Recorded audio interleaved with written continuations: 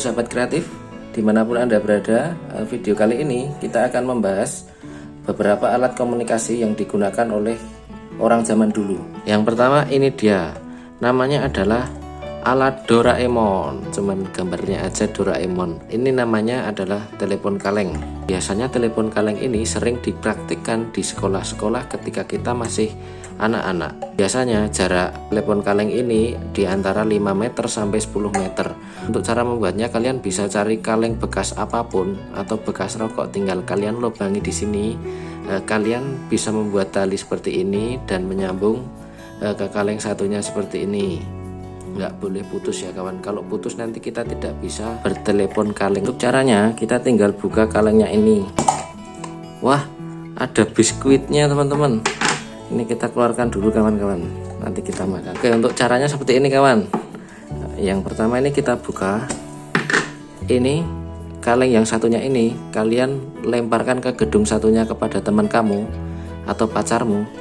Lalu yang ini untuk kamu sendiri. Untuk langkahnya kalian tinggal ngomong di dalam kaleng ini, terus yang teman kamu ini tinggal suruh mendengarkan di telinganya. Nanti maka apa yang kamu sampaikan akan terdengar sampai ke teman kamu.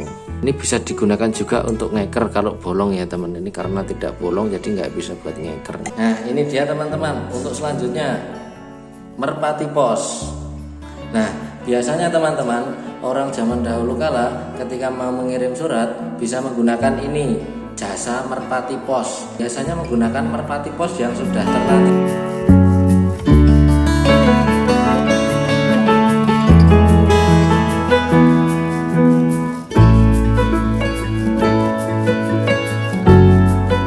Biasanya orang zaman dahulu itu kawan-kawan, ketika kita mau mengirim surat biasanya menggunakan jasa ini, merpati pos. Misalkan kita ingin kirim surat kepada pacar kita yang sedang berada di kota ataupun di mana, kita caranya begini, kita tulis surat dulu. Ini hanya sebagai contoh aja ya.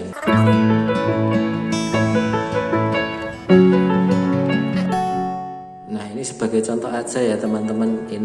Ini kebetulan saya coba mau kirim surat misalkan nih untuk pacar saya yang sedang berada di kota. Nah ini setelah kita bikin tulisan seperti ini kita tutup. Mungkin berbeda caranya dengan zaman dulu ya teman, karena saya juga kurang tahu juga. Mungkin ada teman-teman yang lebih paham bisa komentar di bawah ini. Nah setelah itu ini kita tali nih teman-teman, di sini kita kasih tali. Talinya sembarang ini teman-teman. Nah seperti ini kita tali di sini yang agak kencang ya, nanti takutnya kecer. Surat yang telah saya tulis tadi kita bikin tali seperti ini. Setelah itu kita kalungkan di sini nih kawan-kawan, di lehernya ini atau di mana saja boleh sih.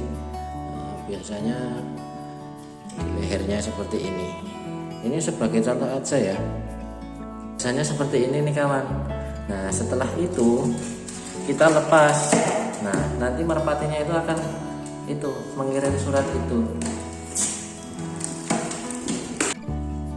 Nah ini sebelum kita suruh untuk mengirim surat ya kawan-kawan, kita kasih makan dulu supaya dia tidak lapar di jalan nanti ketika dia mengirim surat. Tapi ini bahayanya ini satu nih teman-teman, kalau surat yang saya kirim ini nanti akan sampai di pacar orang, lah nanti bisa bahaya ini teman-teman. Wah bisa berapa ini urusannya, malah diem-diem baik. Kok geruk.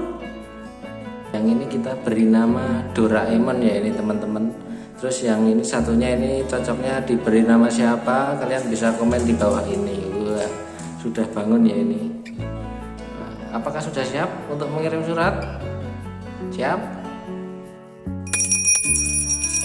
Oke, selanjutnya untuk orang zaman dahulu itu berkomunikasinya menggunakan alat yang menghasilkan suara seperti contoh ini.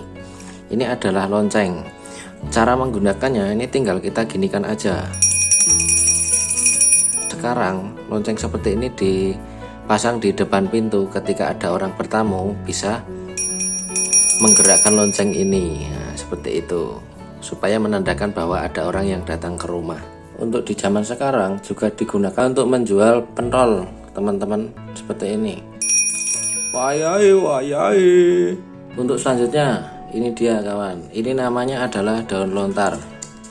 Orang zaman dulu komunikasi menggunakan daun lontar. Untuk caranya bisa ditulis menggunakan alat yang tajam untuk zaman dulu, lalu kita tulis di sini. Ini kita coba dulu ya, kita tulis.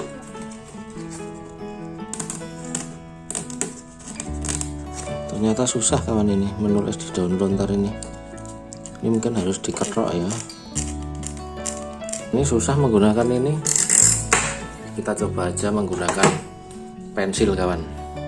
Oke, langsung aja kita tulis di sini. Biasanya orang zaman dulu itu untuk caranya seperti ini. Tapi entah ya menggunakan pensil atau bukan, saya juga kurang tahu. Kalian bisa komen di bawah ini yang lebih tahu nih teman-teman. Oke ya, ini kita coba menggunakan pensil, hasilnya seperti ini di daun lontarnya ya. Untuk selanjutnya setelah kita tulisi, ini kita gunting di sini nih kawan. Nah, biasanya yang sedang patah hati itu tinggal setengah seperti ini hatinya nih teman-teman. Yang patah hati bisa komen di bawah ini dan bisa like atau dislike video ini. Nah, untuk selanjutnya ini dia.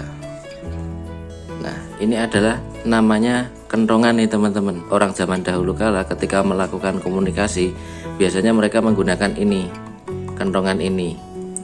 Kentongan ini bahannya ada bermacam-macam. Ada yang dari bambu, ada yang dari kayu, dan ada yang dari plastik kalau yang agak modern ya teman-teman. Untuk cara menggunakannya juga sangat mudah sekali. Ini tinggal digantung gini di dinding atau dipegang seperti ini, lalu ini kita pukul seperti ini nih kawan nih. Nah, seperti ini. Bisa juga untuk jualan bakwan kawi biasanya ya. Bakwan, nah biasanya seperti itu. Kalau enggak, biasanya digunakan untuk jualan bakso biasanya seperti itu ya teman-teman. Kantongan yang saya beli ini sangat bentuknya sangat bagus sekali ya kawan.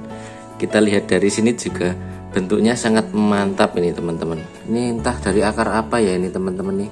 Mungkin ada yang di sini yang pengrajin kantongan, bisa komentar di bawah ini. Kita saling berbagi ilmu ya teman-teman. Nah, seperti ini. Bentuknya sangat keren sekali. Coba dilihat. Iya. Kayak apa ya ini bentuknya ya. Nah, ini untuk selanjutnya kawan. Ini adalah juga alat komunikasi zaman dahulu ketika kita tersesat di hutan. Biasanya kita harus menggunakan kayu atau membuat api dari apapun itu. Nah, karena ini saya sudah ada korek. Untuk caranya biasanya seperti ini.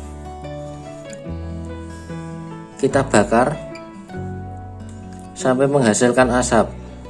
Apabila di hutan ketika kita tersesat, biasanya orang akan mudah menemukan kita.